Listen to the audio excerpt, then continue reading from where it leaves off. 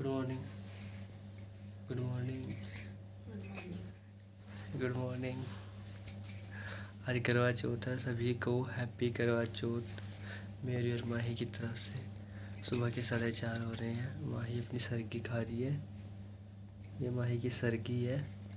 माही अपनी सरगी खा रही है। आप सब भी खा लो जल्दी जल्दी उठ के, नहीं तो पूरा दिन फिर भूखा रहना पड़ेगा, कुछ और प्यासा भी।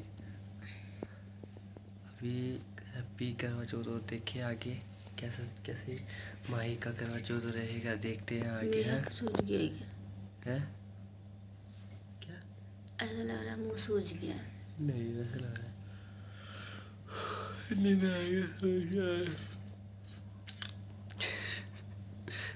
आ गया। ये क्या बोलते थे, फेनिया फेनिया और ये मट्टी, ये तो लेके आए थे और दूध लेकर के आए थे। ये हम माही के खाने के लिए लेके आए थे रात को। सो गाइस, माही के हाथों में मेहंदी लग चुकी है। ये देखिए मेहंदी कैसी लग रही है, अच्छी है क्या? अच्छी लग रही है। अच्छी है मेहंदी तो, ठीक है। कमेंट में बताना कैसी लग रही है। माही कह रही कमेंट में बताना कैसी लगी है मेहंदी। बोलो जो बोलना बोलो। कहाँ जा रही हो? क्या बोलूँ मैं, बोलो आप। तुम वीडियो में ऐसे करोगे? हाँ वीडियो देखो कैसे बोल रही है, बोल नहीं रही है, बताओ। ऐसे ब्लॉग बनता है क्या? बोलो यार मेरी आवाज़ नहीं जाएगी। बोलो, आवाज़ आएगी, बोलो। चलो इसका बोलने का मन नहीं है, अभी चलते हैं। तो अभी हम जा रहे हैं बाज़ार में माही के लिए रात को कुछ खाना बनाना है स्पेशल। उसका व्रत है ना, थोड़ा दिन उनकी प्यास रहेगी, तो उसके लिए कुछ खाना बनाने के लिए बड़ी ऐसा सामान लेके जा रहे हैं। चलते हैं बाज़ार में और पूरा राशन ही लेके आते हैं ना, आज पूरा राशन उठा के लाएंगे। गाइस देख सकते हैं अपना बारिश हो रही है, मैं इसीलिए अपनी मेहंदी खाऊंगी। ऐसा नहीं है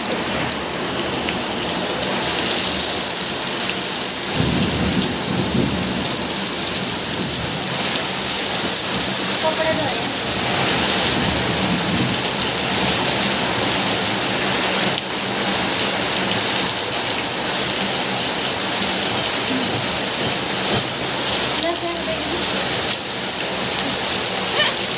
हाँ तो क्या कुटी है?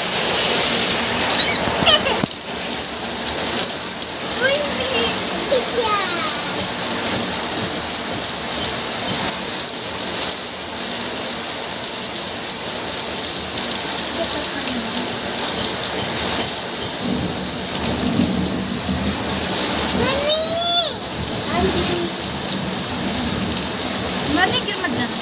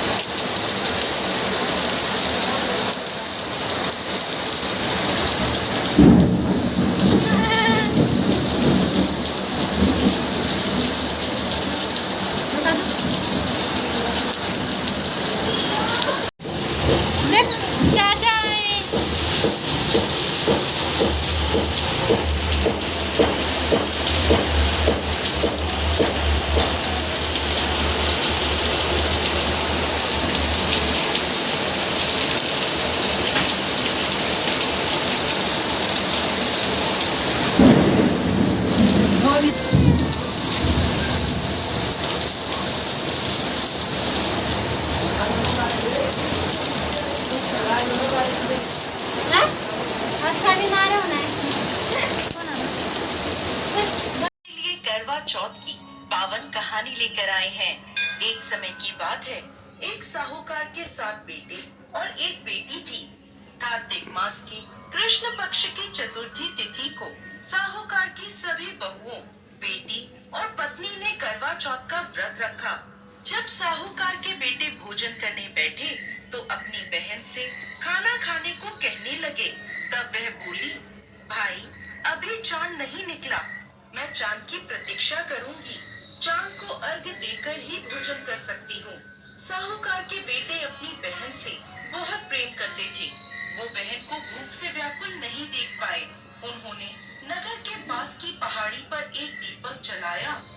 उसे चलनी के आगे रखकर बहन को कह दिया, बहन चांद निकल आया, अब तुम अपना व्रत खोल सकती हो। साहूकार की बेटी अपनी भाभीियों से कहने लगी, भाभी चांद निकल आया, चलो अर्घ देकर भोजन कर लेते हैं। सभी भाभियां बोली, नहीं बाई जी, ये तो आपका चांद निकला है, हमारा चांद निकलने में अभी समय है।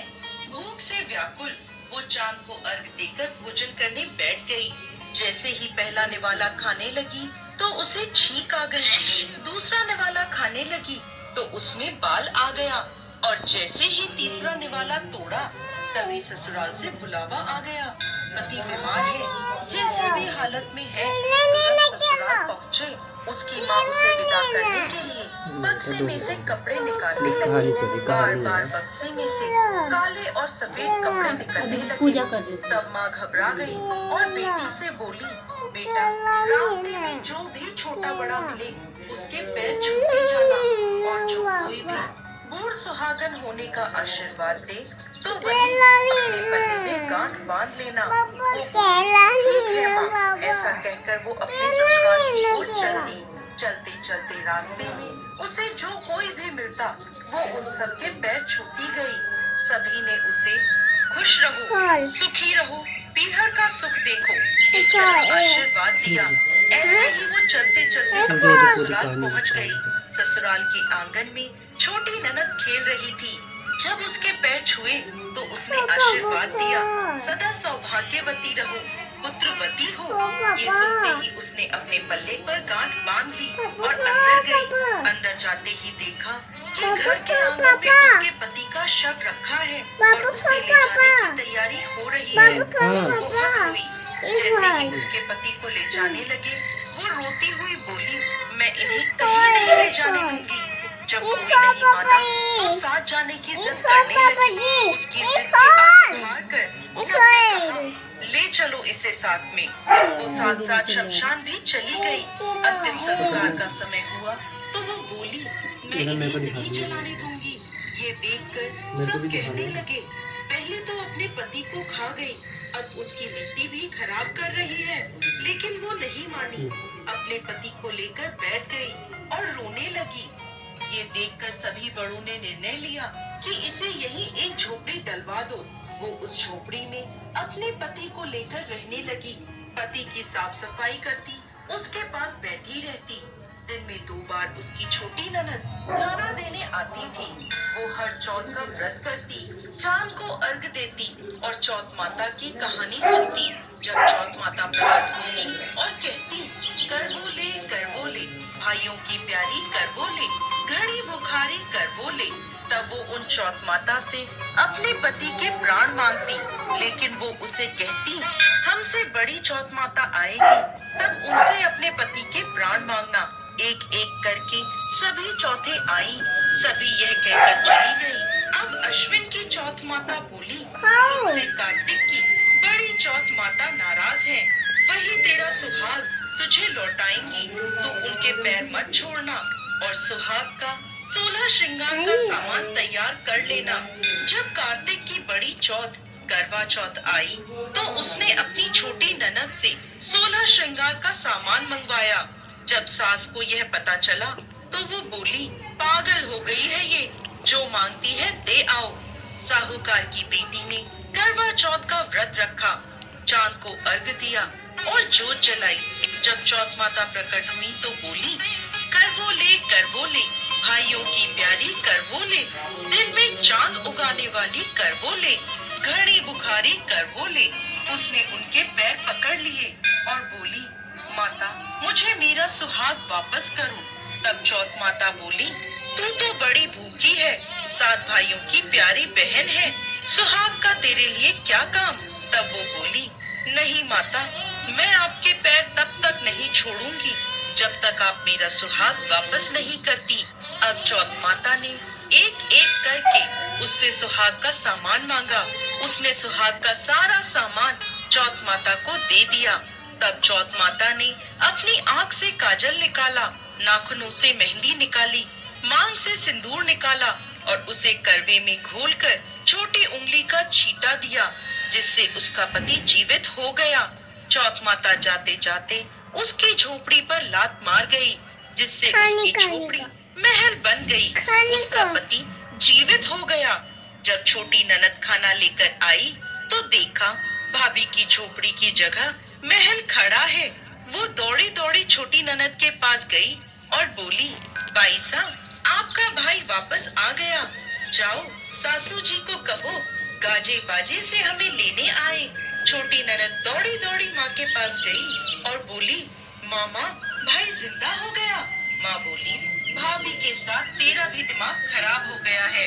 वो बोली, नहीं माँ, मैंने देखा है, सच में भाई जिंदा हो गया है। सभी घर वाले गाजे बाजे के साथ अपने बेटे को लेने पहुँचे।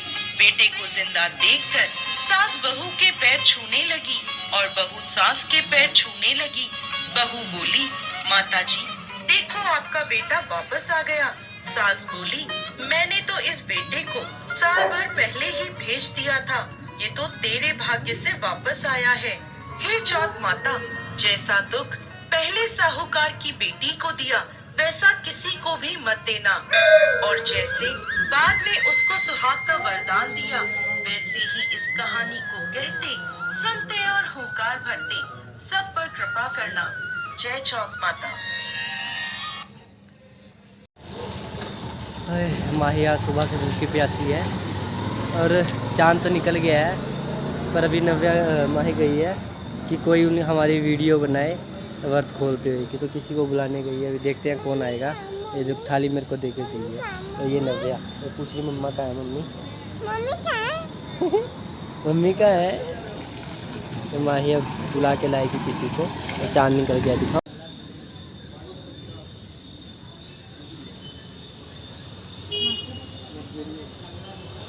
साफ आ रही है।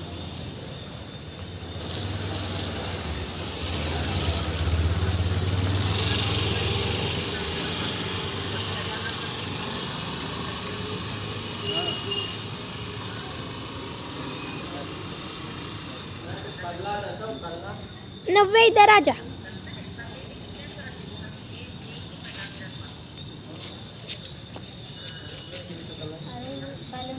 अरे इधर रुक जाओ, चांद नहीं दिख रहा है।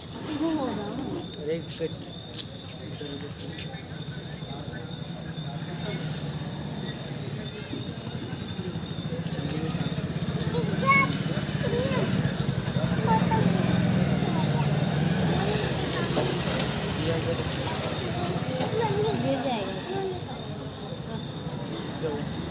पकड़ना है क्या?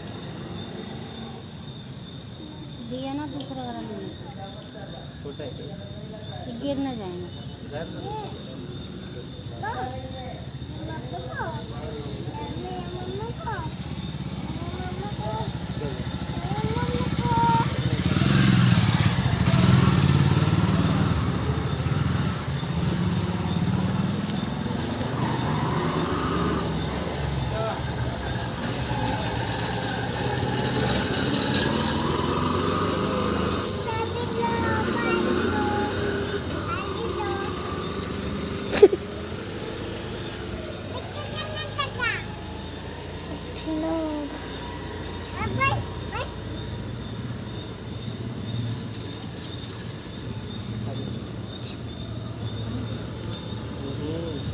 चांद को दे पिलाते हैं।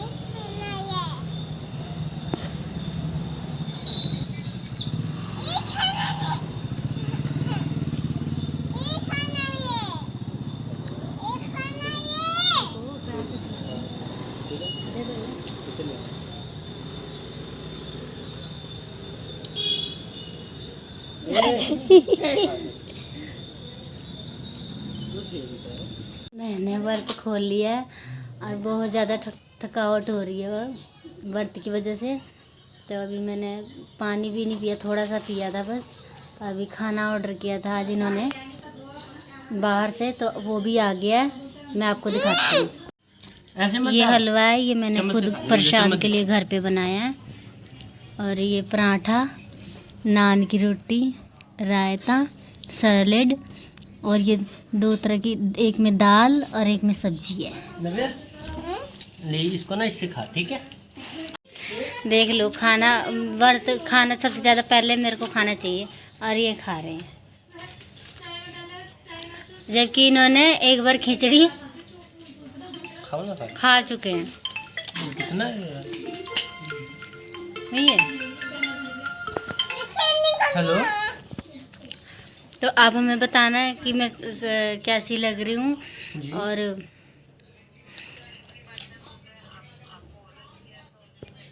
यस, नव्या को देखो, मेरे को हिस्ट्री में दिखा रहा था ना, नव्या दिखा रहा था, तो मैं क्या करूँगा, क्या दोबारा कर ही करूँगा ना फिर। देख लो, नव्या अपने आप खा रही है, उसको भी बेचारी को भूख लगी।